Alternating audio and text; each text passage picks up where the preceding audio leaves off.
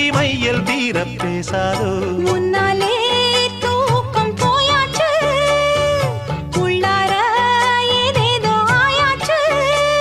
நான் ஏரிக்கர மேலிருந்து 8 திசை பார்த்திருந்து ஏந்திழைக்கு காத்திருந்தேன் காணல்ல மணி 7